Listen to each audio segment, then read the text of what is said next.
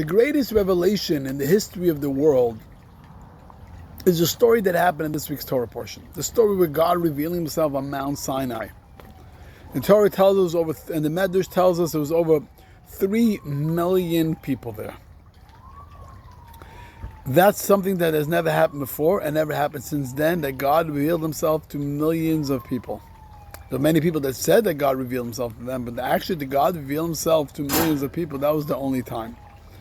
And that's why it's quite perplexing that the first commandment of the 10 Commandments, and actually all of the 10 Commandments, God speaks in the singular and not in the plural. If you know the Hebrew language, God says, Anochi Hashem Elokecha, I am the Lord your God that took you out of Egypt. Now in English, you could be for plural, but in Hebrew, it's written in a singular word as an individual. And one may wonder why.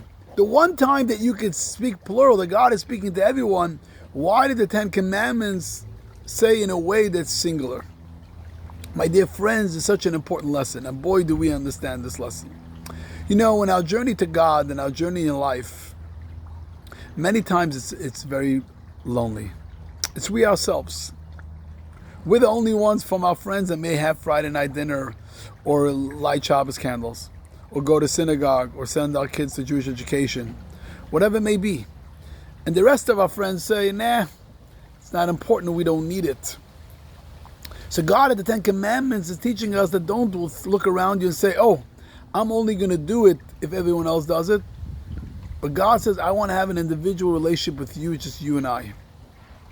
And don't look at other people's journey. I value just our journey. And the same exact thing is sometimes people say, well, I can't serve God because this rabbi or this spiritual leader was disappointing and he did certain things to me, or he's not inspiring, or he did certain things in his life, and because of that, I don't want to serve God. And God says, don't worry about the spiritual leaders. I gave the Torah and the 10 Commandments just for you.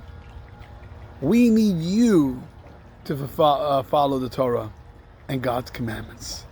And that's something that's so powerful to teach us that we have to just focus on our mission in life and what we need to do. Because God says that the whole Torah and the whole world I created just for you. And you know, my friends, if we do it as individuals, we will inspire the people around us. Shabbat Shalom.